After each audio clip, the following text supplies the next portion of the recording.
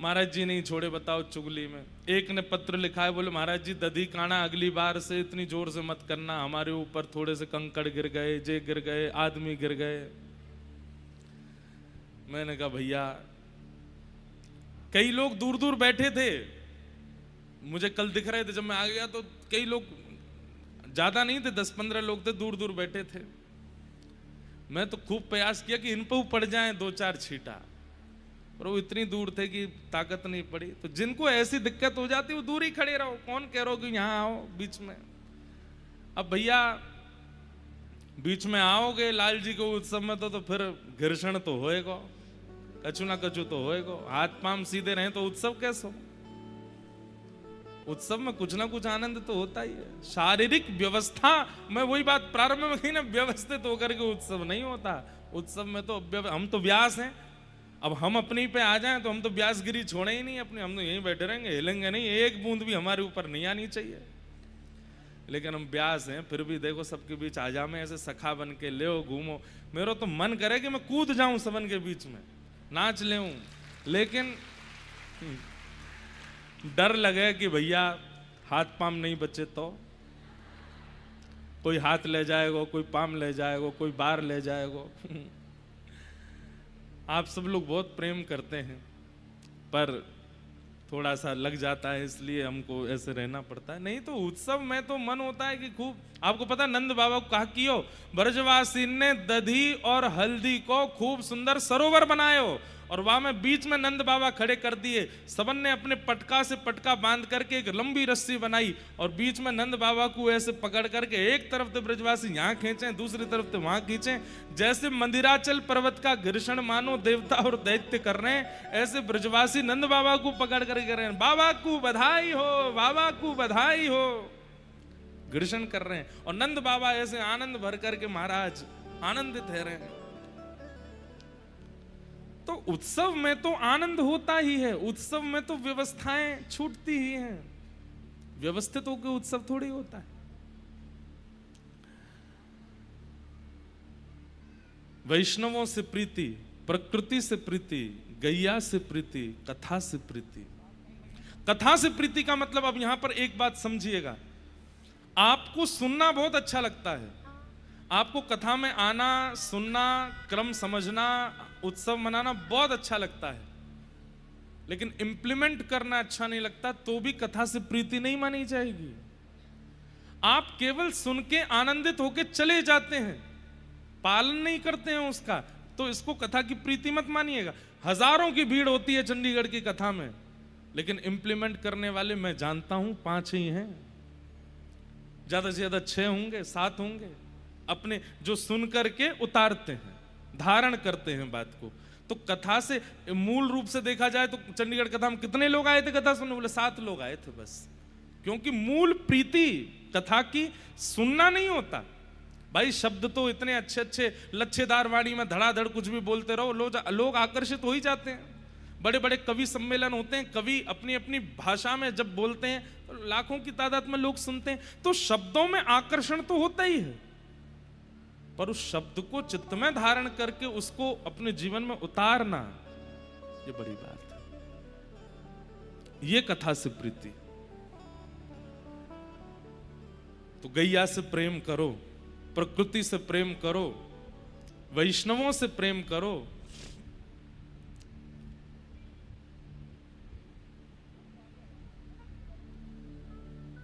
वो प्रीति ठाकुर जी को प्रिय लगती है। यहां भक्तिमती मीराबाई वृंदावन आ गई हैं। आहा, जब से वृंदावन आई हैं तब से उनकी स्तुति कैसी है। उनके साथ में जो 2-4 सेविकाएं थीं, वे जानबूझ करके उनको मंदिर नहीं लेके जाती, क्योंकि जैसे ही मंदिर जाकर के ठाकुर जी को देखती हैं, उनकी स्थिति ऐसी हो जाती है, वो अपने शरीर से विपरीत क्रियाएं करने लगती। सोने का तो कोई समय ही नहीं है, कभी नहीं सोती हैं, कभी भी रात को उठ करके चल पड़ती हैं। कई बार भक्तों की विरह स्थिति जब मैं पढ़ता हूं, श्रीमन चैतन्य महाप्रभु, उनकी विरह स्थिति अगर आपने सुन ली, पढ़ ली, आप 4 दिन तक स्वयं नहीं सो पाएंगे। ऐसी स्थिति में महाप्रभु जी रहते थे। वैसी स्थिति में भक्तिमती मीराबाई, तो मीराबाई ने क्या मन बनाया कि अब कुछ दिन मैं मंदिर नहीं जाऊंगी। ध्यान से सुनिएगा, क्योंकि मंदिर में जाती वो बेहोश होती हैं, या तो वो नाचने लगती हैं, या तो वो गाने लगती हैं, या तो वो ऐसी स्थिति में आ जाती हैं कि आसपास के सब लोग, कोई उनको पागल कहने लगता है, कोई उनको कुछ कहने लगता है, कुछ कुछ भाव कहने लगता है। अब बाईसा को तो उससे कोई फर्क नहीं पड़ता, पर साथ में जो सेविकाएं हैं उनको बहुत कष्ट होता है कि आप ऐसे नहीं किया करो। सब लोग ऐसे बात बनाते हैं। एक बार बाईसा श्रीनाथ जी के सामने पहुंची, आहा, देख करके छवि ठाकुर जी की, मन अपने वश में नहीं रहा और नृत्य करने लगी ठाकुर जी के आगे। कोई वाद्य की आवश्यकता नहीं, कोई स्थान की आवश्यकता, बस वो देखती हैं और उनका मन रूपी मयूर वो अपने वश में नहीं रह पाती, बस नाचने लगती हैं ठाकुर जी के आगे। नृत्य करते करते ऐसा नृत्य किया मीराबाई ने, सब दूर हो गए जितने दर्शनार्थी खड़े थे, और सब अपना मुंह ढक करके बातें बनाने लगे। अरे देखो, ये तो नाचने वाली है, ये तो गाने वाली है, कहीं भी आ जाती है वहीं पर नाचने लग जाती है। लेकिन भीतर खड़े गुसाई जी ने जब मीराबाई को देखा तो उनकी तन की स्थिति और मुख की जो आकृति थी उससे पता चल रहा था कि ये सामान्य नहीं है। और गुसाई जी ने मीराबाई के बाद जैसे ही श्रीनाथ जी को देखा, जो श्रीनाथ जी सदैव नीचे नेत्र खड़े रहते हैं, आज उनके नेत्र ऊपर थे, वो मीराबाई को देख रहे थे, मंद मंद मुस्कुरा रहे थे। 2 दतुइयां दिख रही हैं श्रीनाथ जी की। ये दृश्य देखते ही गुसाई जी का अपने मन पे आप बोले, ये इनका नृत्य जगत के मनोरंजन के लिए नहीं है, मीराबाई का नृत्य तो ठाकुर जी को प्रिय लगता है। तुरंत ठाकुर जी की माला और बीड़ा प्रसादी जाकर के मीराबाई को दे दी। कई लोगों ने प्रश्न उठाया कि आपने बाईसा को, एक नाचने वाली को ठाकुर जी की माला दे दी। गुसाई जी बोले, तुमको नाचने वाली लगी, पर उसका नृत्य देख करके ठाकुर जी प्रसन्न हो रहे थे, ठाकुर जी आनंदित हो रहे थे, ठाकुर जी के दांत दिख रहे थे, ठाकुर जी खुश हो रहे थे। बाईसा ने कुछ समय के लिए नियम बना लिया कि अब वो मंदिर नहीं जाएंगे, लेकिन कैसे रहें, क्या करें। तो बाईसा संतों के यहां जाती, जितने संत हैं वृंदावन में सबके दर्शन का उन्होंने नियम बना लिया कि जितने संत हैं सबके पास जाके थोड़ी देर सत्संग करेंगे और वहां बैठ करके उनसे वार्ता करेंगे। उस काल में हमारे गौड़िया वैष्णव परंपरा के एक महान आचार्य श्री जीव गोस्वामी पाद वृंदावन में विराजमान थे,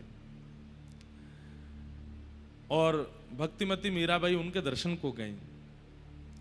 आप जैसे ही दर्शन करने के लिए पहुंची तो द्वार पर खड़े हुए 2-4 लोगों ने आपको रोक दिया और कह दिया कि हमारे आचार्य चरण स्त्रियों से नहीं मिलते, हमारे आचार्य चरण स्त्रियों को नहीं देखते। बाईसा का आप पूरा चरित्र देखेंगे तो एक चीज आपको समझ में आवेगी, एक तो वो निडर है, डरती नहीं है किसी से, और दूसरी बात, कोई बात भक्ति सिद्धांत की अगर उनको उचित नहीं लगती है तो वो तुरंत बोल देती है। व्यवहारिक नहीं, आपने अच्छे कपड़े नहीं पहने तो आपको मुंह पर टोक देंगी, ऐसी मीराबाई नहीं है। आपने भोजन अच्छा नहीं बनाया तो मुंह पर टोक देंगी, ऐसी मीराबाई नहीं है। लेकिन भक्ति सिद्धांत में कोई अगर गलत बात कहता है तो बाईसा तुरंत उसको बोल देती। जैसे ही कहा कि हमारे गुरुदेव तो स्त्रियों से नहीं मिलते, बाईसा बोली, अच्छा आपके गुरुजी स्त्रियों से नहीं मिलते? बोले हाँ, मुझे तो ये पता था कि वृंदावन में केवल एक ही पुरुष है, राधा रमण, बाकी सब स्त्रियां हैं। आज पता चला कि आपके गुरुजी भी पुरुष हैं, नहीं तो वृंदावन में तो देवादिदेव महादेव भी गोपी बन करके बैठे हैं, यहां पे पुरुष है कौन दूसरा। आप अपने गुरुदेव से कह दीजिएगा कि वो जब अपनी कुटिया से निकलते हैं ना, जितनों को देखते हैं सब स्त्री हैं, वृंदावन में कोई पुरुष नहीं है। वृंदावन में पुरुष तो केवल कृष्ण है। अंदर बैठे जीव गोस्वामी पाद ये बात सुन गए, और जैसे ही सुना तुरंत अपने सेवकों को तुरंत भीतर लेकर के आओ। बोले गुरुदेव आपका नियम है स्त्रियों को नहीं देखना। बोले आज ही तोड़ना है, और इस नियम को मीराबाई को देख करके ही तोड़ना। बाईसा को बुलाया और जीव गोस्वामी पाद आनंदित हो गए। बाईसा ने दंडवत प्रणाम किया, बोले इतने वर्ष हो गए हमको वृंदावन में रहते रहते, लेकिन हमारे चित्त को आज जैसी शुद्धता, पवित्रता और निर्मलता का अनुभव हुआ है ना, आपकी बात सुन के इतना कभी नहीं हुआ। बंधुओं एक बात सुनिएगा, वृंदावन नियम धारण करने का स्थान नहीं है। चंडीगढ़ में रहते हैं नियम से रहिए, दिल्ली मुंबई में रहते हैं नियम से रहिए। लोग उल्टा करते हैं, वृंदावन में जाके नियम से रहते हैं, अपने घर आती उद्यमी बन जाते हैं, सारे नियम तोड़ देते हैं। वृंदावन में तो नियम से नहीं रहिए, वृंदावन में तो पड़े रहना ही दंडवती है। वहां जाकर के जितने घंटे आप सोते हैं ना, घंटे गिना करो, वृंदावन में कितने घंटे सोए, समझ लेना उतने घंटे की दंडवती परिक्रमा मानी गई है आपकी। वृंदावन में बोलना ही भजन है, वृंदावन में घूमना ही परिक्रमा है, वृंदावन में नियम धारण करने का स्थान नहीं है। अन्य अन्य स्थानों पर नियम से क्या होता है, हृदय की शुद्धि। वृंदावन जाकर के तो विचरण करना, दर्शन करना, आनंद करना, खूब उन्माद होकर के नृत्य करना, उसी से ही शुद्ध होता है चित्त। जीव गोस्वामी पाद बोले मैंने आज तक नियम धारण किया था, लेकिन आज तक मुझे ठाकुर जी का अनुभव नहीं हुआ। आपकी बात सुन के और जैसे ही मैंने आपको देखा है, पहली बार एक स्त्री का दर्शन मैं कर रहा हूं, और आपको देखते ही मुझे ऐसा लग रहा है कि श्री कृष्ण मेरे आसपास ही हैं, वो मेरा स्पर्श कर रहे हैं। आज मेरे संपूर्ण जीवन के भजन का फल मुझको मिल गया है, धन्य है आप। मीराबाई अपनी प्रशंसा सुन के प्रसन्न नहीं होती, वो कहती हैं आचार्यों के चरणों में आई हूं, कुछ पूछना चाहती हूं। जीव गोस्वामी पाद बोले आज्ञा कीजिए, क्या पूछना है आपको। बाईसा का तो एक ही प्रश्न रहता है, मुझे बहुत प्रिय है ये पद। मीराबाई के सारे पद ही अच्छे हैं, पर कुछ पद ऐसे हैं जो हृदय में बिल्कुल घर करके बैठे। कब हो मिले पिया मोरा गोविंद, कब हो मिले पिया मोरा गोविंद, कब हो मिले पिया मोरा। नेत्र बंद करके आप सब लोग भी एक प्रकार से मानो पूछिए कब मिलेंगे नाथ मुझको। हमारी उम्र निकली जा रही है, 28 साल के हो गए, 35 साल के हो गए, 40 के हो गए, 50-60 के हो गए। धन मिल गया, वैभव मिल गया, ऐश्वर्य मिल गया, पत्नी मिल गई, पति मिल गए, बच्चे मिल गए, नाथ अब कब मिलोगे आप। पता नहीं कितने दिन और बचे हैं हमारे जीवन के, कृपा कीजिए नाथ, अब बस आप मिलो। बाईसा जिनको देख करके कितनों को कृष्ण दर्शन हो जाता है, वो तब भी सब संतों के यहां जाकर के केवल यही कहती हैं, कब हो मिले पिया मोरा गोविंद, कब हो मिले पिया मोरा गोविंद।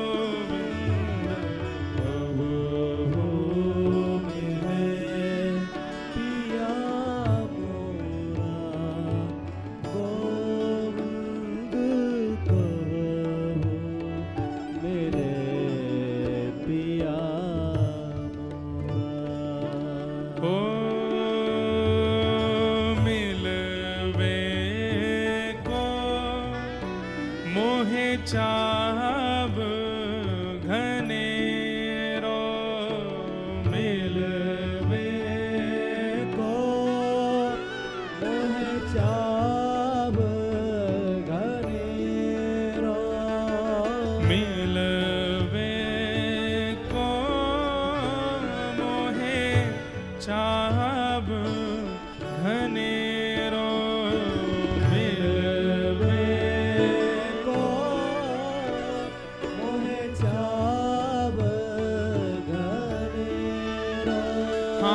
कब देखूं मुख तोरा गोविंद,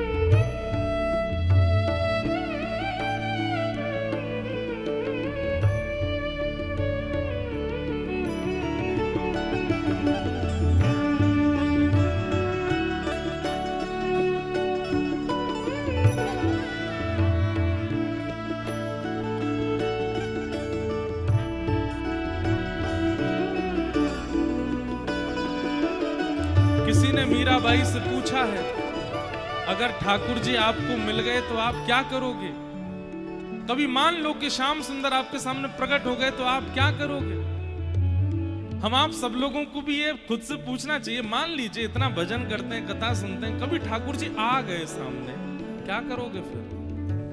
मीराबाई से किसी ने पूछा कि अगर मान लो ठाकुर जी आपके सामने आ गए तो आप क्या करोगे?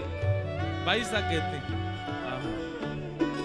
ओ चरण कमल को एक टक देखूं, चरण कमल को एक टक देखूं, चरण कमल को एक टक देखूं, चरण कमल को एक टक देखूं। अच्छा, इसके पीछे एक बात और है। आप ठाकुर जी का मुखमंडल देखोगे, आपके पीछे आप जैसे हजारों और खड़े हैं। ठाकुर जी को तो सबको देखना है ना, तो थोड़ी देर आपको देखेंगे, फिर किसी और को देखेंगे, फिर किसी और। हम मानव ऐसे हैं, हमारे अंदर प्रतिस्पर्धा बहुत जल्दी आ जाती है। हम जिसके लिए बहुत कुछ करते हैं, अगर वो किसी और को प्रायोरिटी देता है तो हमसे वो सहन नहीं होता और मन में फिर दूषितता आती है।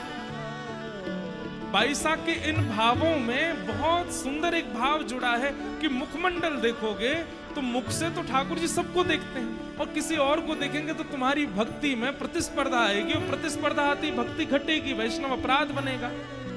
आपको मन में आएगा, हमने तो बंगला बनवाया, हमने बिहारी जी के 56 भोग कराए, और ये देख उसको रहे पीछे वाले, अरे वो तो सबको देखेंगे। लेकिन चरण कमलों को जब आप देखोगे तो चरण कमल को सब देखते हैं, चरण कमल सबको नहीं देख रहे हो, तो वो तो एकटक रहते हैं। उनको देखने में आपके चित्त में प्रतिस्पर्धा नहीं, बल्कि अगर किंचित कोई दोष होगा भी तो नष्ट हो जाएगा। इसलिए मैं तो जब श्याम सुंदर आएंगे तो चरण कमल देखूंगी। और केवल मीराबाई नहीं, लाखों वर्ष पहले प्रहलाद जी महाराज ने भी यही बात कही है कि नृसिंह भगवान मेरे सामने आए, सब डर के भाग गए, लेकिन मुझे डर नहीं लगा, क्योंकि मैंने उनका मुख नहीं देखा, मैंने चरण देखे। चरण कमल को एक टक देखूं, चरण कमल को एक टक देखूं, चरण कमल को हंस हंस देखूं, चरण कमल को हंस हंस देखूं, ओ राखूं नैना मेरा गोविंद, राखूं नैना मेरा गोविंद, कब हो मिले पिया मोरा, गोविंद कब हो मिले पिया मोरा, गोविंद कब मिले पिया।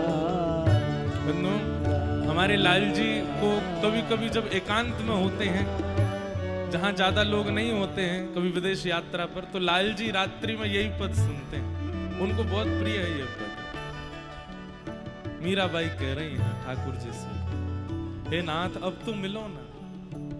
हाँ, व्याकुल प्राण धरे नहीं धीरज, व्याकुल प्राण धरे नहीं धीरज, व्याकुल प्राण धरे नहीं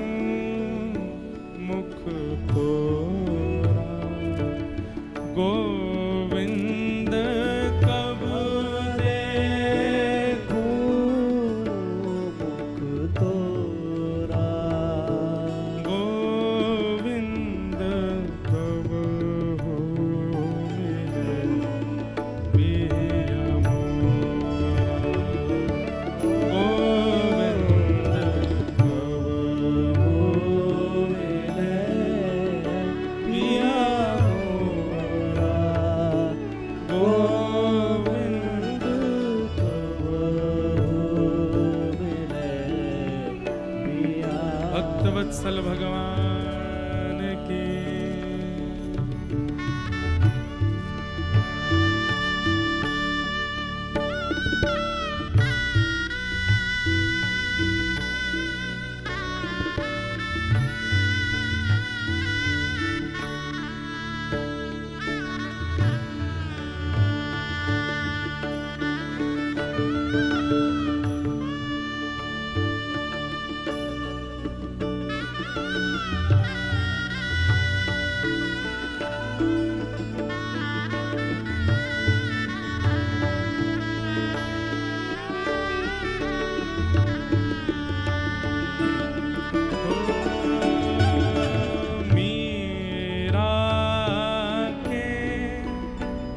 प्रभु गिरधर नागर,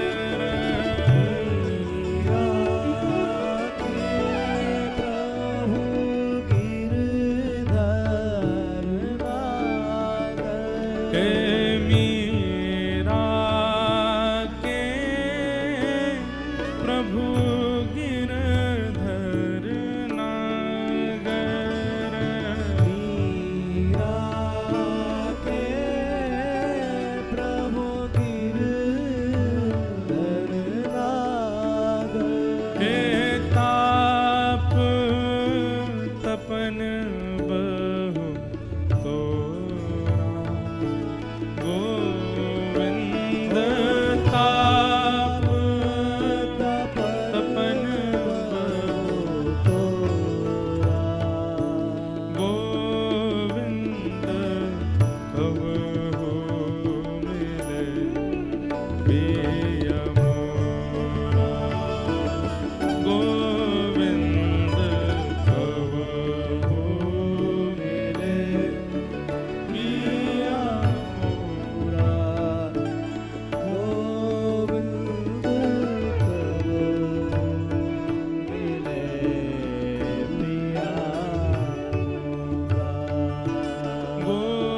गोविंद कबहु मिले पिया मोरा, गोविंद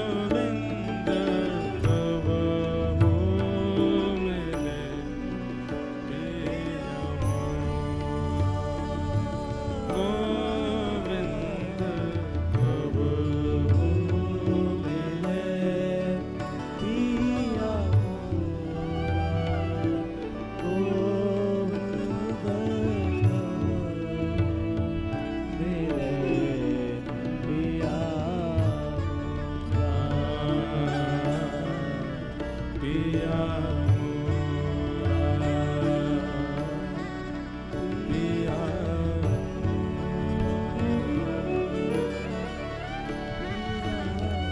बस इसी भाव में रहती हैं, कब मिलेंगे कब मिलेंगे। धीरे धीरे भावावेश इतना प्रगाढ़ होने लगा मीराबाई का। अब तो मीराबाई कभी भी उठ करके चल देती हैं, कभी यमुना तट पर मिलती हैं, कभी सेवा कुंज में मिलती हैं, कभी निधिवन राज में मिलती हैं। उनके साथ में रहने वाली सब सेविकाएं केवल ढूंढती रहती हैं। ढूंढते ढूंढते जब पहुंचती हैं तो कहती हुई पाती हैं, श्याम सुंदर अभी अभी नाव लेकर के सब गोपी और किशोरी जी के साथ यमुना विहार को गए, मैं आने में विलंब कर गई, मुझे यहीं छोड़ गए। कभी सेवा कुंज में मिलती हैं, यहाँ श्याम सुंदर रास विहार कर रहे थे और रास में सब दर्शन कर रही थी। जैसे ही मैं श्रृंगार करके पहुंची, मैया यशोदा ने टेर लगाए करके लाला बुलाए लिए, ठाकुर जी चले गए, सखियां अपने घर चली गई, मेरे संग रास नहीं भयो। कभी दौड़ करके गिरिराज जी चली जाती हैं वृंदावन से और वहां श्री गिरिराज जी की तलहटी में बैठी हुई मिलती हैं। 4-4 दिन तक मीराबाई का पता नहीं चलता कि वे कहां हैं। ऐसी भावावेश भाव स्थिति में जा चुकी हैं। अब तो स्थिति ऐसी हो गई, पूरे दिन बैठे बैठे ज्यों ज्यों दिन बढ़ रहे हैं त्यों त्यों उनका विरह बढ़ता जा रहा है। सब सखियां उन्हें कहती हैं, आपने 4 दिन से कुछ नहीं पाया है, आप कृपा करके कुछ पा लीजिए। बाईसा कहती हैं, मैं कैसे पालूं, श्याम सुंदर को देखे बगैर कैसे पालूं, कहीं मैं पाने में व्यस्त हो गई और वो आ गए तो अरे वो एक क्षण ही रुकते हैं, कहीं मैंने एक क्षण भी गवा दिया तो? सखियां अब कैसे करें? तो बोल देती हैं, श्याम सुंदर कह के गए हैं बाईसा अगर भोजन कर लेगी तो मैं आ जाऊंगा। ऐसा कह के गए हैं श्याम सुंदर, मैं प्रसाद पाऊंगी तो आ जाएंगे? बोले हाँ आ जाएंगे। अरे जल्दी लेके आ, राधा वल्लभ जी की प्रसादी लेके आ, सेवा कुंज की प्रसादी लेके आ, सब मंदिरन की प्रसादी ला, मैं अभी पालूंगी, ऐसा बढ़िया चकाचक पाके रखूंगी, श्याम सुंदर आएंगे ना फिर? बोले हाँ आएंगे। ऐसे बहाने लगा करके भोजन पवाती। कभी कहने लगती हैं, श्याम सुंदर आए थे, कह गए थे, बोले मीराबाई सोएगी तो मैं आऊंगा, तुरंत चद्दर ले लेती हैं, मैं अभी सोने जा रही हूं, अभी सो जाती हूं, अब आ जाएं तो मुझे उठा देना। वो आएंगे ना मेरे सोने से? बोले हाँ आएंगे। ऐसे बहाने दे दे करके बाईसा से क्रिया करवाती हैं। बंधुओं, प्रेम मार्ग बहुत कठिन है। या तो केवल भक्ति मार्ग तक ही रहिए, प्रेम मार्ग में प्रवेश करने की स्थिति मत रखिए। कहीं प्रेम मार्ग में प्रविष्ट हो गए तो फिर संसार के व्यवहार, नियम और रिश्तेदारी और जितने भी ये प्रपंच हैं, इनका निर्वहन आपसे हो नहीं पाएगा। परंतु बाईसा भले ही इतने विरह भाव में रहती हैं, पर बड़े बड़े संत बाईसा का दर्शन करने के लिए आते हैं। वो संस्कृतज्ञ नहीं है, वो बहुत पढ़ी लिखी नहीं है, लेकिन बाईसा बैठ करके जब ठाकुर जी के भाव में कीर्तन करती हैं, बड़े बड़े ज्ञानी जन उनको देख करके भक्ति में तल्लीन हो जाते हैं। एक बार बादशाह अकबर ने भी मन बनाया कि मैं मीराबाई के स्वर सुनने के लिए जाऊं, और तानसेन को साथ में लेकर के रूप बदल करके बादशाह अकबर और तानसेन दोनों आए। रोज संकीर्तन करती थी मीराबाई, तो कई सारे वैष्णव चारों तरफ से घेर के बाईसा को बैठते थे और हाथ में करताल लिए, कभी एक तारा लिए, ऐसा स्वर गूंजता था मीराबाई का, सब आनंदित विभोर। किसी के नेत्र ऐसे नहीं होते थे जिनमें अश्रु ना हो। और जब मीराबाई नृत्य करती थी तो ऐसा कोई होता नहीं था जो नृत्य ना करे। कहां तक कहें, वृंदावन के सघन कुंज के बंदर भी दूर दूर बैठ करके बाईसा को देखते और उनके नेत्रों से भी अश्रुपात होता था। ऐसा बाईसा का कीर्तन। बंधुओं, जिस प्रकार हम जो भी भोजन करते हैं वो धीरे धीरे हमारे मुख पर, हमारे शरीर पर अंकित होने लगता है, दिखने लगता है, तेज के रूप में, त्वचा के सुंदरता के रूप में, जो भी बात कहो। ऐसे ही भजन, भक्ति चित्त में कैसी है वो कई बार आपके मुख से प्रदर्शित होने लगती है। और सबसे बड़ी बात, भक्ति को प्रकट करते हैं नेत्र, नेत्रों से प्रकट होती है। महापुरुषों के आप नेत्रों में ज्यादा देर आंख मिलाकर के बैठ नहीं पाओगे। मैं अपना अनुभव बता रहा हूं। बड़े बड़े महापुरुष सामने बैठे हों और आप टकटकी लगा करके अगर उनके नेत्रों को देखना चाहोगे, आप देख नहीं पाओगे। आपके नेत्र स्वयं मना करेंगे कि नहीं, ये तेज सहने की हम में क्षमता नहीं। आप ठाकुर जी से नेत्र मिला सकते हो, लेकिन वैष्णवों से नेत्र नहीं मिला पाओगे। क्योंकि भक्ति ऐसी होती है कि वो कई बार आपकी त्वचा, आपके नेत्र, आपकी वाणी, आपके आसपास के वातावरण में प्रकट होने लगती है, और उस वातावरण का जो स्पर्श करता है सब भक्त होते चले जाते हैं। मीराबाई का स्वरूप ऐसा है कि जो देख लेता है उसके चित्त में अनायास भक्ति प्रकट हो जाती है। अरे हमें तो कथा सुना करके कृष्ण का परिचय देना पड़ता है, तब भक्ति होती है, पर मीराबाई को देख करके तो बिना परिचय के भक्ति हो जाती है। उसके बाद व्यक्ति व्याकुल होकर ढूंढता है कि मीरा जिस कृष्ण को पुकार रही है वो कौन है, उनकी कथा सुनाओ। वक्तागण भी कहते तुम रो कैसे सकते हो बिना जाने? बोले पता नहीं, जब से मीराबाई का कीर्तन सुना है तब से ये स्थिति हो गई है। इसका मतलब क्या है?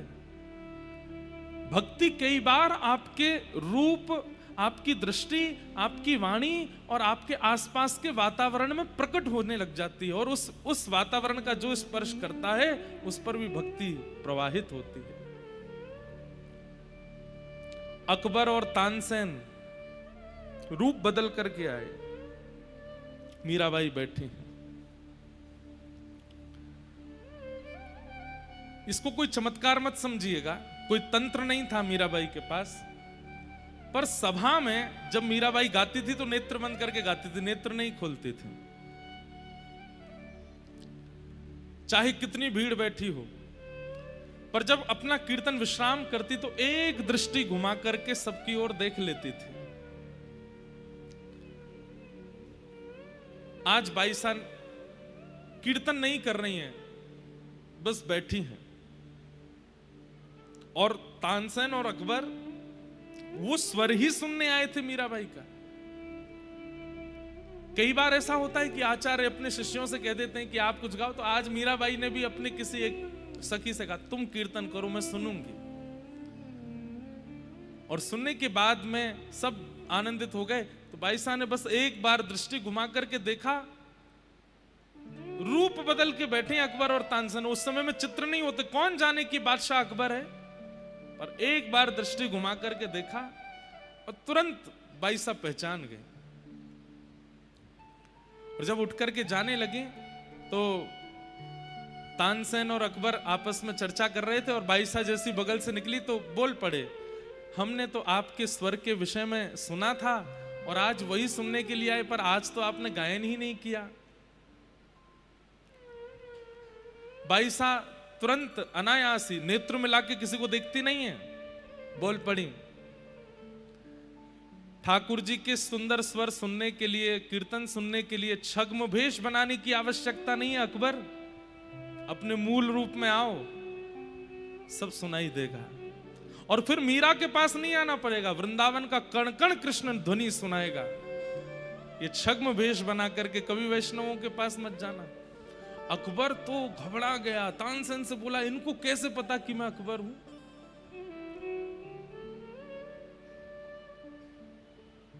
लोग मानते नहीं इस बात को, पर अकबर ने एक बार प्रणाम किया और प्रणाम करके कहा, मैंने बहुत सुंदर स्त्रियों को अपने जीवन में देखा, पर आपको देख करके मेरे मन में विचलनता नहीं बल्कि और जो विचलनता थी सब समाप्त हो गई।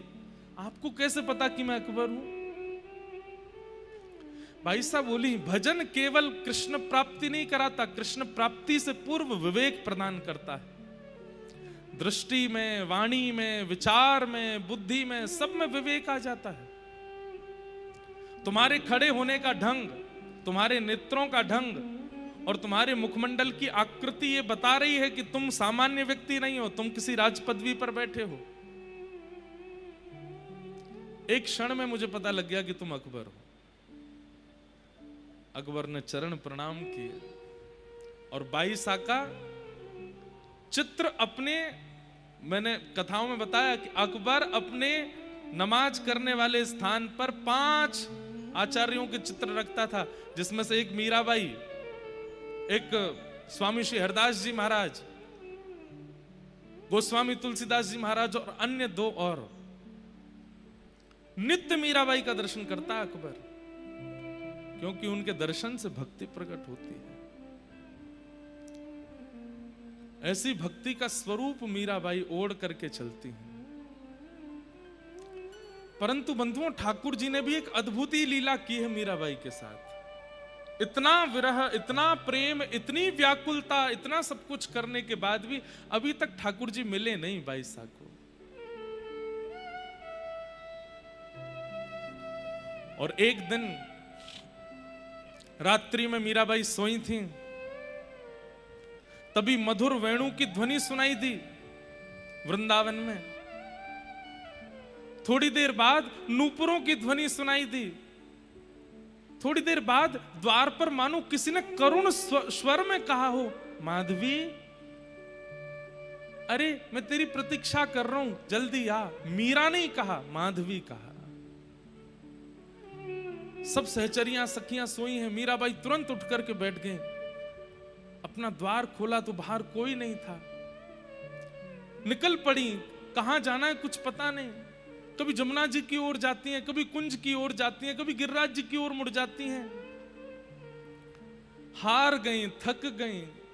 एक वृक्ष की ओट में जाकर के रोने लगी, हे श्याम सुंदर, अब मुझ में क्षमता नहीं है सहने की। अब ये अब पीड़ा मत दो, अब कृपा करो, मेरे प्राण पखेरु उड़ जाएंगे, मैं भी एक मानव हूं, थोड़ी दया करो मेरे ऊपर दयानाथ, अब मुझसे सहन नहीं हो रहा है। और तभी दिव्य स्वरूप, ऐसी अद्भुत सुगंधी, ऐसे अद्भुत पोशाक, मुख की कांति इतने आकर्षण में कि कोई देख ले तो न्योछावर हो जाए, चलती हुई एक सहचरी वहां पर आई। कोई और नहीं है, श्री ललिता जी। और ललिता जी आकर के अपना हाथ पसारती आगे, माधवी चल मेरे साथ, श्याम सुंदर बुला रहे हैं। मीराबाई उठ करके देखने लगी और रूप लावण्य देख करके पहले तो मोहित हो गई, इतना सुंदर कभी देखा नहीं। हाथ पकड़ लिया और चलने लगी और धीरे धीरे पूछने लगी, आपने मुझे माधवी क्यों कहा? मैं तो मीरा हूं ना। ललिता जी हंसने लगी, अरे तू जाने ना है, चल अंदर। और जैसे ही एक निकुंज में लेकर के गई हैं, असंख्य गोपियां वहां खड़ी हैं, कोई चमड़ डोरा रही है, कोई बीड़ा हाथ में लेकर के खड़ी है, कोई पीकदानी लेकर के खड़ी है, कोई वीणा बजा रही है, कोई सारंगी बजा रही है, कोई अलाप लगा रही है। अद्भुत सघन कुंज। और जैसे ही मीराबाई प्रवेश करती हैं, सब आपस में काना पूछ, अरे माधवी आ गई, हमारी माधवी आ गई। मीराबाई सबको देख रही हैं, हाथ पांव कांप रहे हैं, नेत्रों से अश्रु प्रवाह हो रहा है। फिर पूछती हैं, ये सब मुझे माधवी क्यों बोल रहे हैं?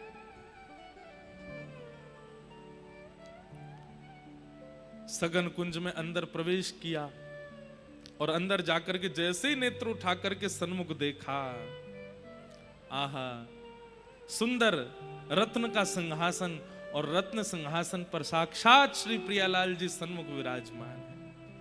और सन्मुख विराजमान होकर के श्री ठाकुर जी अपनी तिरछी नेत्रों से श्री प्रिया जी को देख रहे हैं और कह रहे हैं, हे श्यामाजू, आज माधवी आई है। मीराबाई तो भावुक हो गए। किशोरी जी ने अपने हृदय से लगाया, किशोरी जी के चरणों में प्रणाम कर रही है माधवी। हे श्यामाजू, आज आपने कृपा करके मुंह पे अनुग्रह किया हुए जो मुकु यहाँ कुंज में, ये तो मुंह पे कृपा करे ही नहीं है। इनको मुखमंडल देखने की भी क्षमता नहीं। मीराबाई देख नहीं रही है मुख की ओर, चरण ही देख रही हैं और किशोरी जी से शिकायत कर रही हैं। इतनी पीड़ा, इतना कष्ट, इतना विरह देते हैं, आप समझाती क्यों नहीं हो इनको? हे श्यामाजू, ये सब मुझे माधवी कहकर के क्यों पुकार रहे हैं? किशोरी जी ने सिर पर हाथ फेरा और तुरंत मीराबाई के नेत्र बंद हुए और पूर्व जन्म की जो स्मृति एक बार बचपन में आई थी, वो स्मृति पूर्ण रूप से पुनः आने लगी। जब नख पर गिरिराज जी धारण किए थे श्री श्याम सुंदर ने, तब माधवी नाम की गोपी थी आप, और आपने ठाकुर जी को मुख नहीं दिखाया था, जिसके कारण ठाकुर जी ने आपको कह दिया था कि मेरा मुख देखने के लिए तड़पोगी। वही माधवी ही युगों बाद मीरा बन करके आई है। यहां सब निकुंज में तुमको माधवी नाम से जानते हैं मीरा।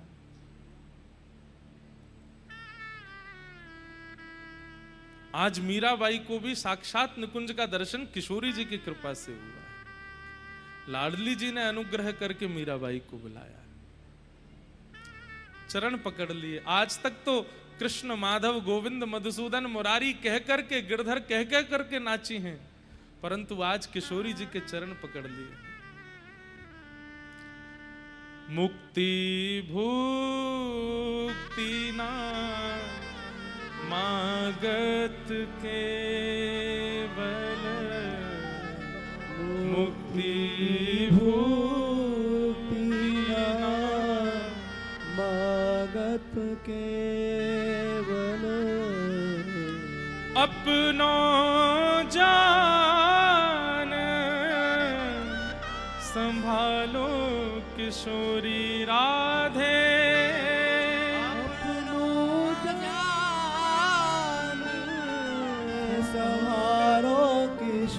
कुछ नहीं चाहिए किशोरी जी, मुक्ति नहीं चाहिए, भुक्ति नहीं चाहिए, बस एक चीज चाहिए। क्या?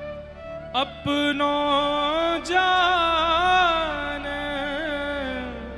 संभालो किशोरी राधे अपनो जान संभालो किशोरी राधे मुहे तो भरोसो है तेरो री किशोरी राधे मोहे तो भरोसा है तेरो रे किशोरी राधे साधनहीन दीन में राधे साधनहीन दीन में राधे तुम करुणामयी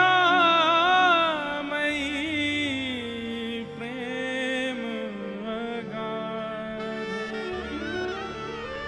तुम करुणामयी प्रेम अगाधे मुहे तो भरोसो है तेरो रे किशोरी राधे मोहे तो भरोसा है तेरो रे किशोरी कहते हैं, राधे मीराबाई का श्रृंगार किया है सब सखियों ने और श्री ठाकुर जी ने फिर वहां रास किया और रास में मीराबाई को साथ में मुख्य सखी के रूप में ठाकुर जी ने रास किया। और रास करने के पश्चात आप लोग अब सोच रहे होंगे कि अब तो मीराबाई का जीवन सफल हो गया, लेकिन नहीं, ठाकुर जी तो अभी और विरह देना चाहते हैं। रास विश्राम होते ही ठाकुर जी और किशोरी जी के चरणों में श्री माधवी बैठी है। ठाकुर जी कहते हैं मीराबाई आज बड़ी प्रसन्न है, दोनों के चरण स्पर्श कर रही हैं, बड़ी आनंद में है। बहुत दिन बाद आज मीराबाई बहुत प्रसन्न है। और प्रसन्न क्या, सर्वनिधि मिल गई उन्हें। लेकिन ठाकुर जी तुरंत कहते हैं, माधवी अब तोकू वापस जानो पड़ेगो। ये सुनते ही मीराबाई पुनः भावुक हो गई, चरण पकड़ ली, अब मत भेजिए, मैंने बहुत सह लिया है नाथ, अब मुझ में सामर्थ्य नहीं है, आप क्यों इतनी पीड़ा मैंने ऐसा क्या अपराध कर दिया कि आप मुझे इतनी पीड़ा देते हैं? ऐसा कौन सा दोष लगा है मुझे, ये बताइए। आज जब मैं निकुंज में आ चुकी हूं, सब प्राप्त हो गया, फिर मुझे वापस क्यों भेजने की जिद आप कर रहे हैं? ठाकुर जी ने माधवी के सिर पर हाथ रख के कहा, अपने बारे में विचार मत करो माधवी, तुम मीरा हो और तुम्हारे कारण ना जाने कितनों को प्रेम लक्षणा भक्ति का अनुभव हो रहा है। अभी वृंदावन में कई रसिक, कई भक्त और कई महापुरुषों को तुम्हारे दर्शन की आवश्यकता है और तुम्हारे भजन और तुम्हारे भक्ति के प्रचार से कितनों को भक्ति प्राप्त होने वाली है। अपना विचार मत करो, ये स्वार्थ भाव चित्त में मत लाओ, तुम पर कल्याण होगा। मैंने तुम्हें अभी दर्शन कराकर के केवल विश्वास प्रकट कराया है कि मैं तुमसे मिलूंगा, तुम व्यथित मत हो, विचलित मत हो। लेकिन अभी तुम्हारा कुछ दिन का जन्म शेष और है, अभी तुम्हें जाना पड़ेगा, अभी कुछ और लीलाएं करनी हैं, अपने दर्शन और अनुग्रह से तुम्हें औरों को अभी कृतार्थ करना है, उसके बाद तुम्हें हमारी प्राप्ति होगी। मीराबाई बहुत व्याकुल हो गई। ललिता जी आई, बाईसा खूब रो रही हैं, नहीं जाना है, परंतु लेकर के निकुंज से गई हैं। और जैसे ही निकुंज से बाहर पहुंची हैं, निकुंज पूरा अंतर्ध्यान हो गया। निकुंज तो अंतर्ध्यान हुआ ही, ठाकुर जी के साथ हुआ रास और सब लीला वह भी मस्तिष्क से अंतर्ध्यान हो गई। ये अंत में जाकर के बाईसा को याद आया कि मध्य में एक बार लीला हुई थी। बस इतना स्मरण में रहा कि श्याम सुंदर बैठे थे, मैंने उन्हें देखा था, वो कुछ कह रहे थे, पर क्या कह रहे हैं सब मति से अंतर्ध्यान हो गया।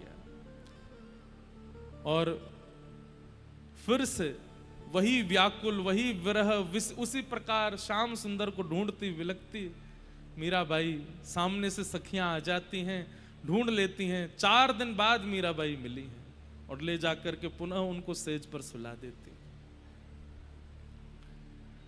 हमसे ठाकुर जी क्या उम्मीद रखते हैं हमें नहीं पता, हमसे क्या करवाना चाह रहे हैं। अतिशय विरह कई बार ठाकुर जी शायद इसलिए देते हैं कि उस विरह से आंतरिक शुद्धि तो होती ही है, कईयों के सन्मुख जाकर के हम ना जाने कितनों को अपने उपस्थिति से शुद्ध कर रहे होते हैं। ठाकुर जी कई बार भजनानंदियों को पृथ्वी पर अपनी प्राप्ति के लिए भी भेजते हैं, अपने साथ साथ उनके भजन से कितनों को भगवत प्राप्ति होगी, ये भावना भी ठाकुर जी रखते हैं। मीराबाई पुनः आ गए, और जब मीराबाई इस प्रकार विरह में होती थी, अपनी सखियों से कहती थी, मुझे औषधि मत देना, किसी वैद्य को लेकर के मत आना, केवल एक ही क्रिया करना, क्या? ठाकुर जी की लीला सुनाना, ठाकुर जी के भाव सुनाना। कोई बाल लीला सुनाती है, कोई कहीं की लीला सुनाती है, कोई रास, मीराबाई बस वही सुन सुन के लेटी रहती है। आगे मीराबाई और भी वृंदावन में लीलाएं करके फिर द्वारिका जाती हैं। महादेव भी आते हैं, रुक्मणी जी भी आती हैं। इसी कलिकाल में भगवान की 16,108 पत्नियां भी आई हैं मीराबाई का दर्शन करने। कैसी कैसी लीलाएं बाईसा के साथ होती हैं, वो सब धीरे धीरे श्रवण करेंगे। परंतु विशेष रूप से मध्यस्थ में ये कृष्ण कृपा भी किशोरी जी की कृपा से आज मीराबाई के ऊपर हुई। अचेत अवस्था है। यहां भागवत की कथा में ठाकुर जी अब धीरे धीरे बड़े हो रहे हैं। 1 वर्ष के ठाकुर जी हो गए। गर्गाचार्य जी ने आकर के भगवान का नामकरण संस्कार किया। शुक्ले रक्तस्तथा पीत इदानिम कृष्णताम गतः, भगवान का नामकरण हो गया। धीमे धीमे ठाकुर जी बड़े हो रहे हैं, और ज्यों ज्यों ठाकुर जी बड़े हो रहे हैं वैसी वैसी लीला ठाकुर जी की विस्तृत हो रही है। चलनो सीख गए, थोड़ो थोड़ो बोलनो सीख गए। मैया बोले, बाबा बोले, दादा बोले, गैया बोले। अभी 4-5 शब्द ही ठाकुर जी से बोलवो आमे। धीरे धीरे ठाकुर जी अब चलन लगे हैं। सूरदास जी महाराज ठाकुर जी के इस भाव का वर्णन कर रहे हैं। हे हरि अपने आंगन कछु गावे, हे हरि अपने आंगन कछु गावे। बहुत सुंदर भाव है। नेत्र बंद करके इस भाव का दर्शन कीजिएगा। इतना सुंदर वर्णन श्री सूरदास जी महाराज ठाकुर जी की बाल लीला का कर रहे हैं। ठाकुर जी थोड़ो थोड़ो चलना सीख गए हैं, और अपने आंगन में स्वयं अकेले हैं। यशोदा मैया रसोई में है, दाऊ दादा नंद बाबा के साथ गौशाला में है। आंगन में कोई नहीं है, अकेले हैं ठाकुर जी। और उसी समय छोटे से ठाकुर जी कौंध नहीं पहनी है, वस्त्र नहीं पहने हैं, नंगम नंगा डोल रहे हैं। घुंघराले केश सिर पर बांध करके उस पर एक मोर पुच्छ लगा रखा है, और अपनी एक छोटी सी भुजा उठा करके ठाकुर जी कुछ गा रहे हैं। क्या गा रहे हैं पता नहीं है। सूरदास जी कह रहे हैं, हे हरि अपने आंगन कछु गावे, हे हरि अपने आंगन कछु गावे, हे हरि अपने आंगन कछु गावे, हे हरि अपने आंगन और कछु गावे। गा भी रहे हैं और अपने स्वर पर नाच भी रहे हैं। सूरदास जी कह रहे हैं, तनिक तनिक चरणन सो नाचे, तनिक तनिक चरणन सो नाचे, तनिक तनिक चरणन सो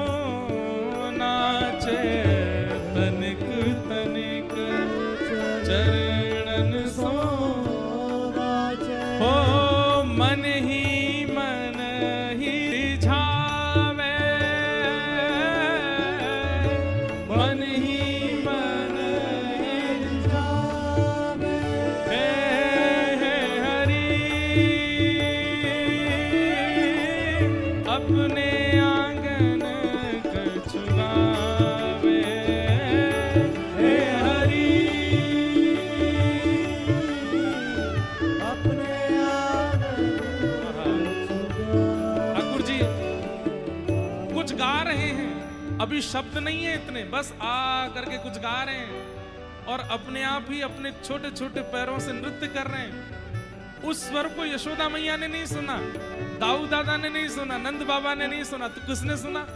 गौशाला की गैया की बछिया नंद भवन में जा आंगन में ठाकुर जी नाच रहे, मई बाहर खुली घूम रही हैं। बछिया आकर के द्वार के अंदर झांक करके देख रही हैं, तो अकेले ठाकुर जी एक भुजा उठा करके घूम घूम करके नाच रहे हैं, कछु गा रहे हैं। आहा, बाह उठाए कारी धौरी, बाह उठाए कारी धौरी, गैयन टेर बुलावे, गैयन टेर बुलावे। अब ये नेत्र खोल के सुनने वाला प्रसंग नहीं है, ये तो बस मन में चित्र बनाइए कैसे हैं। ठाकुर जी घूम घूम करके नाच रहे हैं, कुछ गा रहे हैं, अभी पैर भी सही से धरने नहीं आते हैं, बीच बीच में लुढ़क जाते हैं नीचे। और जैसे ही ठाकुर जी ने नाचते हुए देखो कि द्वार पे एक कारी बछिया और एक गोरी बछिया, ये दो खड़ी है के कान उठाए करके पूंछ उठाए के ठाकुर जी को देख रही हैं, भीतर क्यों नहीं आ रही? सूरदास जी कह रहे हैं कि भैया वो गैया भी विचार करें कि छोटे से लाला हैं, कहीं गलती से हमारो खुर इनके ऊपर पड़ गया तो लग जाएगी, तो दूर से ही देख रही हैं। उनके संकोच को दूर करते हुए, जैसे छोटे बालक अपने भुजा ऐसे करके किसी को बुलाते हैं, बाह उठाए कारी धौरी गैयन टेर बुलावे। ठाकुर जी अपनी भुजा से कह रहे हैं आ जा आ जा, और छोटी छोटी बचिया बचियान को अपने पास बुला रहे। दौड़ करके छोटी छोटी बचिया, छोटे से गोपाल जी और चारों तरफ बचिया घूम रही हैं और ठाकुर जी उनके बीच में हे हरि अपने आंगन कछुआवे, हे हरि अपने आंगन कछुआवे। और अब ये लीला सुनो, ठाकुर जी ने कहा कियो इन गैयान को और पास कैसे बुलाऊं? सो ठाकुर जी गए, वहां पे एक मटकी धरी, यशोदा मैया अकेले लाला को छोड़ के जावे तो माखन धर जाए पास में कि भूख लगेगी तो खा लेगो। सो ठाकुर जी क्या कर रहे हैं माखन के संग? माखन तनिक आपने कर ले, माखन तनिक आपने कर ले, माखन तनिक आपने कर ले, माखन तनिक आपने कर ले। और तनिक बदन पे लगावे, तनिक बदन पे लगावे। हाँ तनिक बदन पे लगावे, तनिक बदन पे लगावे। कबहू चिते प्रतिबिंब खम्ब में, कबहू चिते प्रतिबिंब।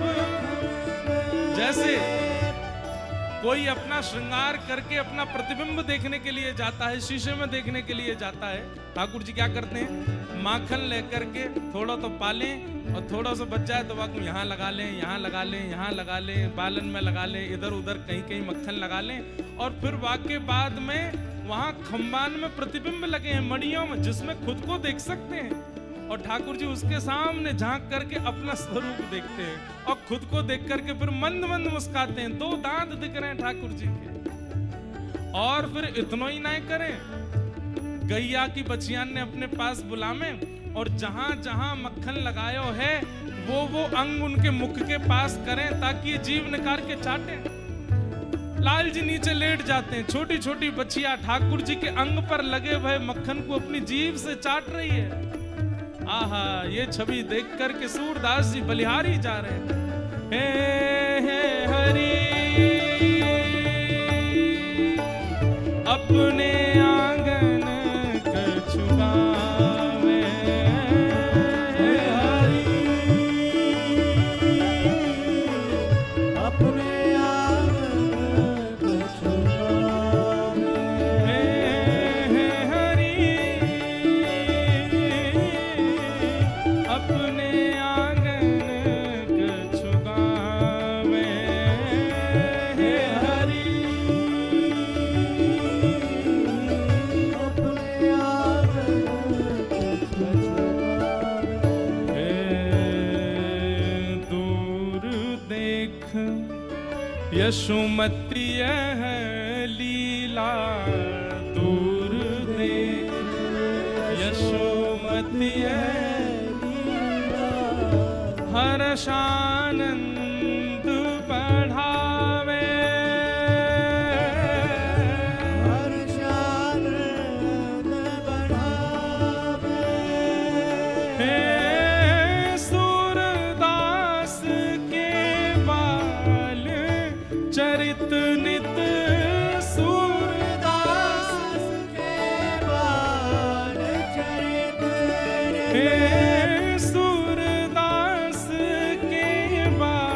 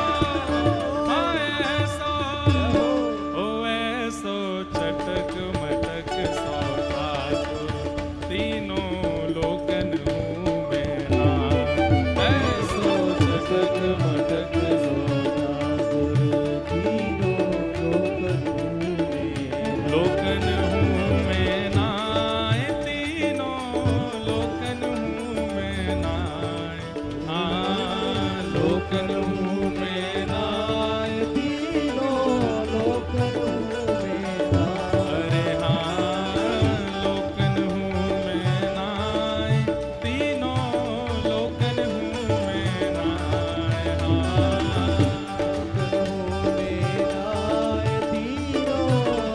पूजा उठा के ओ ऐसो, हाँ ऐसो, ओ ऐसो चटक मटक सो ठाकुर, तीनों लोकन हूँ मैं नाय।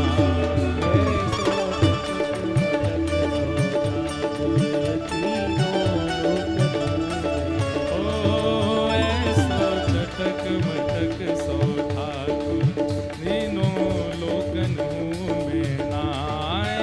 ऐसो चटक बोल बाल कृष्ण लाल की।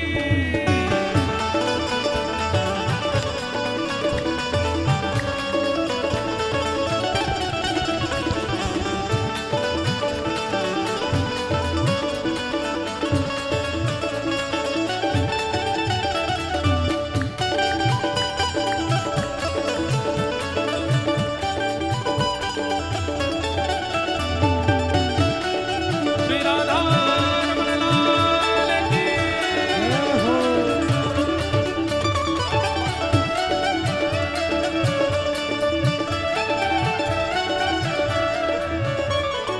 ओ तीन ठोर ते टेढ़ो दिखे, तीन ठोर ते, तीन ठोर ते टेढ़ो दिखे। नटकी ये देखो हमारे ब्रजवासी देखो कैसे बढ़िया नृत्य कर रहे हैं। अब सुनो, यहाँ ना करो, ये बीच में करो, यहाँ आ जाओ नहीं, हाँ ऊपर आ जाओ। अब ब्रजवासी हो महाराज आनंद करो। हे तीन ठोर ते टेढ़ो दिखे, तीन ठोर ते,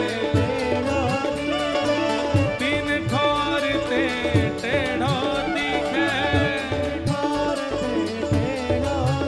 ओ नटकी सी चल गत यह सीखे, नटकी सी चल गत।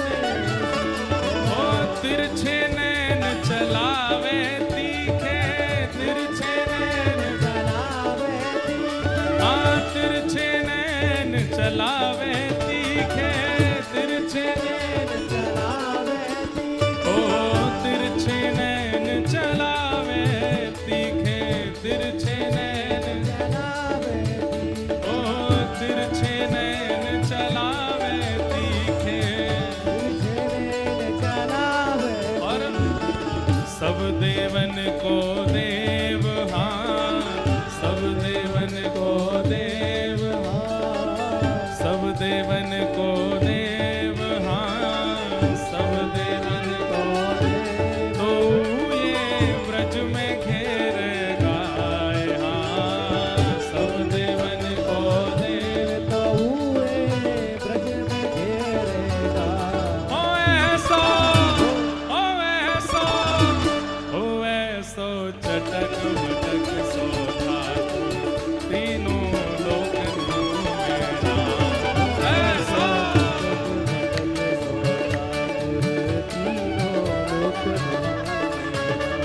ओ ऐसो चटक मटक सो ठाकुर, तीनों लोकन हूँ मैं नाय। ऐसो चटक मटक सो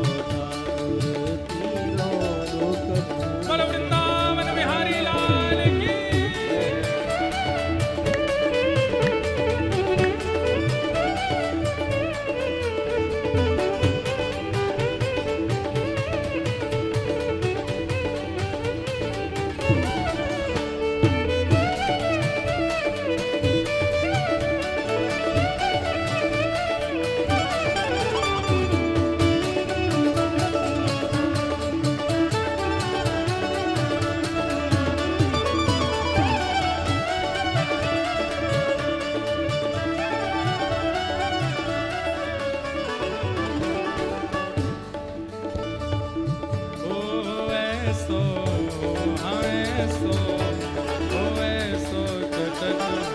सो ठाकुर तीनों लोक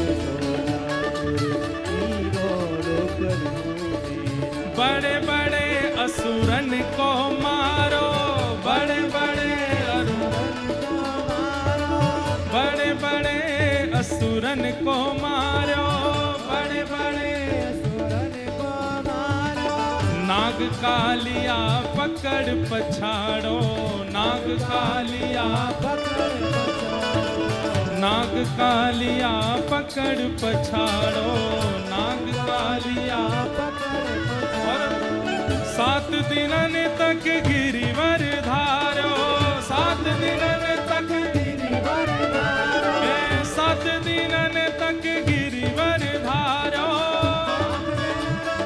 गिरिवर धारो, ओ गिरिराज धरण प्रभु तुम्हारी शरण,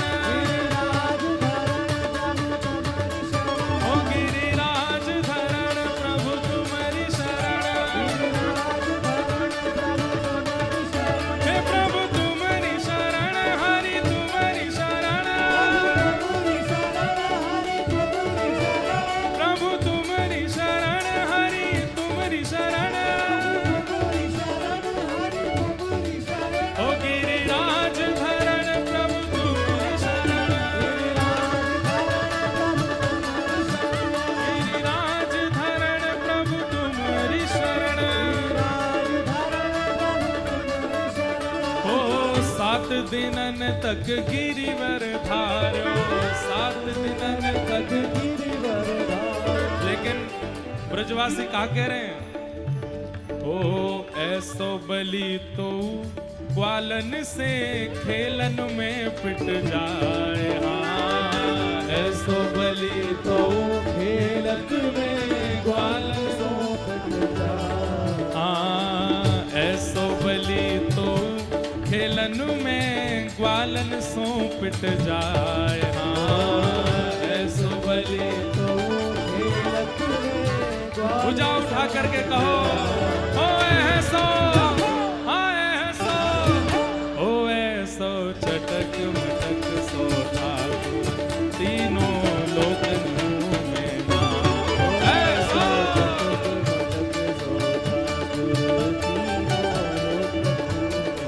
हाँ ऐसो चटक मटक सो ठाकुर तीनों लोक मुँह में मां, ऐसो चटक मटक सो ठाकुर बलनंद के लाला की।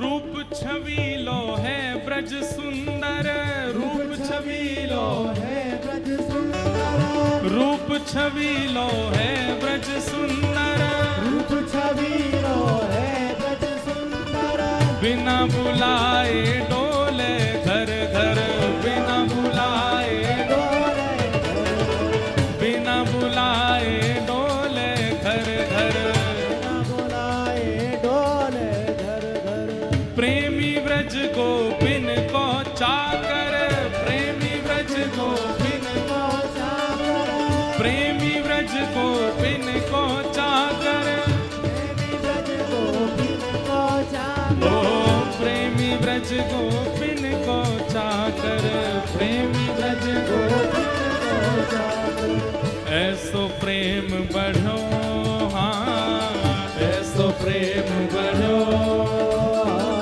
ऐसो प्रेम बढ़ो, हाँ ऐसो प्रेम बढ़ो, माखन की चोरी करके खाए, हाँ ऐसो प्रेम बढ़ो, माखन की चोरी करके खा, अरे ऐसो हो ऐसो, हो ऐसो चटक मटक सो ठाकुर तीनों